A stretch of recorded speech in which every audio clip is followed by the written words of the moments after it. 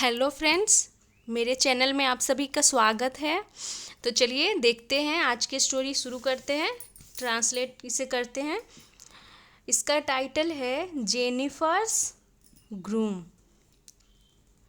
तो इसका मतलब हो गया जेनिफर का ग्रूम यानी दूल्हा, जेनिफर का दूल्हा। और ये अपोस्ट्रॉफी है, ये जो चिन्ह है इसे अपोस्ट्रॉफी है, एस है, यानी जेनिफर का ग्रूम यानी दूल्हा। ये हो गया वंस अपॉन अ टाइम। इसका मतलब होता है एक समय की बात है या फिर एक बार की बात है। A young girl named Jennifer lived in a village. तो अ यंग गर्ल यानी कि एक यंग गर्ल का मतलब हो गया युवा लड़की। नेम्ड जेनिफर यानी कि जेनिफर नाम का, उसका नाम क्या था तो जेनिफर। लिव्ड यानी रहती थी, लिव का हो गया पास्ट लिव्ड। कहाँ तो इन अ विलेज, एक गांव में। इन यहाँ प्रीपोजिशन हो गया और यहाँ से यहाँ पे ये प्रीपोजिशन फ्रेज हो गया, ये प्रीपोजिशनल फ्रेज। तो एक समय की बात है, ये एक युवा लड़की जेनिफर एक गांव में रहती थी। She was very beautiful and talented. She was यानी कि वह थी, वाज पास्ट को दिखा रहा है, सी प्रोनाउन हो गया जो जेनिफर के लिए यूज किया गया है। वेरी ब्यूटीफुल एंड टैलेंटेड, तो वेरी यहाँ पे एडवर्ब हो गया और ब्यूटीफुल और यहाँ पे टैलेंटेड, सुंदर। और टैलेंटेड का मतलब हो गया प्रतिभाशाली, तो ये दोनों यहाँ पे एडजेक्टिव हो गया, ब्यूटीफुल और टैलेंटेड। तो वो बहुत ही क्या थी, सुंदर और प्रतिभाशाली थी। प्रतिभाशाली का मतलब जिसमें प्रतिभा हो, कौशल हो, गुण हो, उसे टैलेंटेड बोलते हैं। तो बहुत ही टैलेंटेड और सुंदर थी। Sadly Jennifer's father passed away early. Sadly, तो सैडली का मतलब हो गया दुर्भाग्य से। जेनिफर्स फादर यानी कि जेनिफर के पिता, पास्ट अवे यानी कि गुजर गए, अर्ली यानी जल्दी ही। तो जल्द ही उसके पिता का क्या हो गया, देहांत हो गया। हर मदर यानी कि उसकी माँ brought her up with great difficulty. तो उसके पिता का देहांत हो जाता है, तो हर मदर यानी उसकी माँ ब्रॉट अप, तो यहाँ पे ब्रिंग अप का हो गया पास्ट ब्रॉट अप। तो ब्रिंग अप मतलब होता है पालन पोषण करना, पाल पोष कर बड़ा करना। हर किसे, तो जेनिफर के लिए हर यूज किया गया प्रोनाउन। तो उसके पिता का देहांत हो गया था, तो उसकी माँ ने उसे पाला पोसा बड़ा किया विथ ग्रेट डिफ़िकल्टी यानी कि बहुत ही मुश्किलों से। तो उसकी माँ ग्रेट डिफ़िकल्टी यानी बहुत ही मुश्किलों से पाला पोसा, पाल पोस कर बड़ा किया। तो यहाँ पे ब्रिंग अप मतलब पालन पोषण करना होता है और ये एक फ्रेजल वर्ब हो गया। Jennifer prayed to her fairy godmother every day to find her a loving groom who would take care of both of them. तो जेनिफर प्रेड यानी कि जेनिफर प्रार्थना करती थी, प्रे से हो गया prayed past, to her fairy godmother, किससे तो अपनी परी गॉड मदर से, एवरी डे यानी कि हर रोज, टू फाइंड हर यानी कि ढूंढने के लिए, हर यानी उसके लिए, ढूंढने के लिए, अ लविंग ग्रूम एक प्यारा दूल्हा। लविंग ग्रूम का मतलब हो गया प्यारा दूल्हा। तो वो हर रोज अपनी परी गॉड मदर से प्रार्थना करती थी। Who would take care of both of them, who यानी कि जो। तो यहाँ पे ग्रूम का बात हो रही है कि वो हर रोज़ अपने परी गॉड मदर से प्रार्थना करती थी कि एक प्यारा सा दूल्हा ढूंढने के लिए जो would take care, take care मतलब भी होता है देखभाल करना, तो जो देखभाल करे, देखभाल करेगा ऑफ बोथ ऑफ देम यानी कि उन दोनों को, उन दोनों की, किसका तो जेनिफर और उसकी माँ का।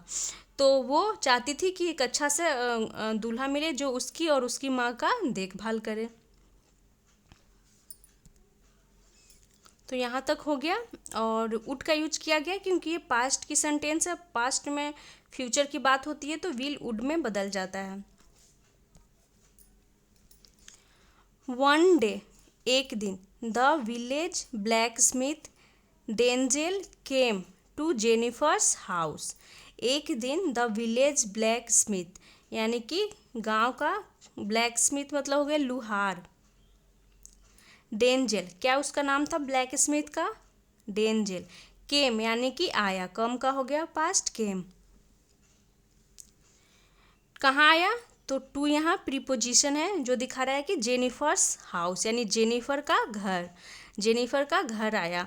ही wanted to marry her.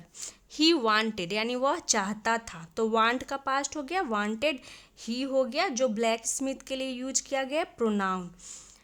Marry her यानी कि उससे शादी करना, हर यानी कि जेनिफर के लिए यूज किया गया है, तो जेनिफर से वो चाहता था शादी करना। Jennifer did not want to marry him but her mother convinced her. तो जेनिफर डिड नॉट वांट यानी कि वो नहीं चाहती थी, तो यहाँ पे पास्ट इंडिफिनिट की नेगेटिव सेंटेंस हो गई। Jennifer did not want to marry him, him यानी कि प्रोनाउन हो गया जो कि डेंजल ब्लैक स्मिथ के लिए यूज किया गया है। तो जेनिफर नहीं चाहती थी टू मैरी हिम यानी कि उससे शादी करना वो नहीं चाहती थी। बट हर मदर, लेकिन उसकी माँ कन्विंस्ड हर यानी कि उसे कन्विंस्ड कर ली, यानी कि मना ली, कन्विंस्ड कर ली यानी मना ली। तो जेनिफर नहीं चाहती थी शादी करना, बट उसकी माँ जो थी वो मना लेती है उसे शादी करने के लिए। So on the next full moons night Jennifer married Denzel. तो सो का मतलब यहाँ पे इसीलिए नहीं आ रहा है, सो के बाद यहाँ पे कॉमा है। सो का यहाँ पे सेंस आ रहा है तो on the next full moons night, यानी कि अगली पूर्णिमा की रात। तो सो का मतलब यहाँ हो गया तो अगली पूर्णिमा की रात जेनिफर मैरी डेंजल, जो जेनिफर थी वो डेंजल से शादी कर ली। लो एंड बीहोल्ड, तो यहाँ पर लो एंड बीहोल्ड का मतलब हो गया कि मतलब इस तरह से लो शादी हो गई, मतलब लो देखो शादी हो गई, इस तरह से, इस तरह का सेंस दे रहा है। लो यानी कि देखो शादी हो गई, लो एंड बिहोल्ड यानी देखो शादी हो गई, इस तरह का। The blacksmith did not take Jennifer's, Jennifer's नहीं है, जेनिफर टू हिज हर्ट। तो the blacksmith did not take यानी कि लुहार नहीं ले गया जेनिफर को, कहाँ? टू हिज हट, अपने झोपड़ी। टू यहाँ पे प्रीपोजिशन है जो दिखा रहा है डायरेक्शन को कि वो अपने झोपड़ी नहीं ले जाता है। तो यहाँ पर भी डिड नॉट टेक, यहाँ पर भी पास्ट इंडिफिनिट की नेगेटिव सेंटेंस हो गई कि जो वो लुहार था वो जेनिफर को अपने झोपड़ी में नहीं ले जाता है। But to a beautiful palace, ये हो गया। तो यहाँ पर बट का मतलब लेकिन नहीं, फिर भी आ रहा है। Jennifer did not take Jennifer to his, sorry, यहाँ पे बट का मतलब आ रहा है बल्कि। He did not take Jennifer to his hut बल्कि टू अ ब्यूटीफुल पैलेस, यानी कि वो अपनी झोपड़ी न ले जा करके बल्कि कहाँ ले गया? तो एक सुंदर, टू यहाँ प्रीपोजिशन है जो दिखा रहा है कि वो कहाँ ले गया, तो एक सुंदर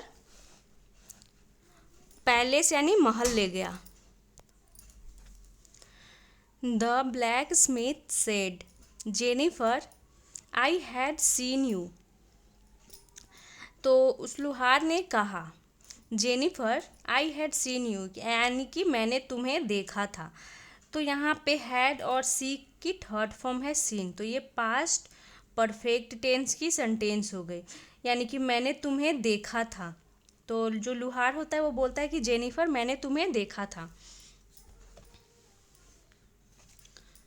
plucking flowers sorry one day, तो मैंने तुम्हें देखा था प्लकिंग यानी कि तोड़ते हुए फूलों को एक दिन।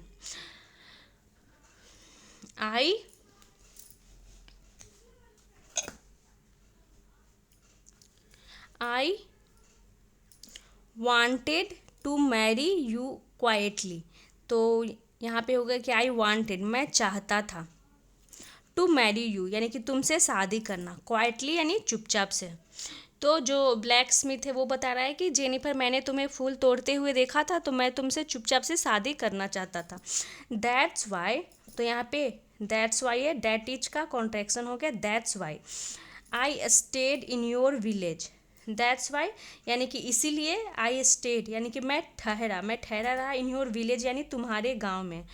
तो वो बताता कि मैं तुमसे शादी करना चाहता था इसीलिए तुम्हारे गांव में ठहरा।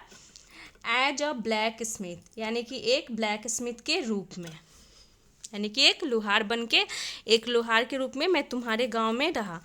Jennifer's Joy could not be measured, तो जेनिफर की जो खुशी थी, Joy could not be measured, उससे मेजर नहीं किया जा सकता था। ये हो गया इसका मतलब। और ये सेंटेंस पैसिव में है, कुड नॉट बी के साथ यहाँ पे मेजर्ड, ये पैसिव वॉइस को दिखा रहा है। कुड यहाँ मॉडल वर्ब हो गया तो ये मॉडल वर्ब की पैसिव वॉइस हो गई। तो ये हो गया इसका मतलब कि उसकी खुशी का, जो यानी खुशी का कोई अंदाज़ा नहीं लगाया जा सकता था, नहीं मापा जा सकता है था। ये हो गया मेजर करना यानी कि मापना तोलना होता है, मेजर्ड या थर्ड फॉर्म में है। तो उसकी खुशी का कोई भी अंदाज़ा नहीं लगाया जा सकता था। तो उसे पहले पता नहीं था। तो वो महल ले जाता है उसे लगता है कि ये गरीब है, तो लेकिन क्या होता है कि वो झोपड़ी में ना ले जाकर महल में ले जाता है, यानी कि वो कोई प्रिंस होगा शायद। तो इसलिए जब उसे पता चला तो उसकी खुशी का कोई ठिकाना नहीं हुआ। जब उसने, डेंजल जो ब्लैक स्मिथ था, उसने बताया कि मैं तुमसे शादी करना चाहता था चुपचाप से, यानी कि बिना बताए। They all thanked the fairy godmother. They all यानी कि वे सभी, थैंक्ड यानी कि धन्यवाद किए, द फेरी गॉड मदर यानी कि परी गॉड मदर को, एंड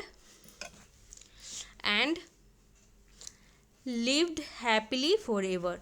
लिव्ड यानी कि वो रहने लगे, हैप्पीली यानी खुशी खुशी से, फॉर एवर हमेशा के लिए। तो वो हमेशा के लिए खुशी खुशी साथ में रहने लगे। तो ये थी आज की शॉर्ट स्टोरी। मिलते हैं नेक्स्ट वीडियो में। Thanks for watching.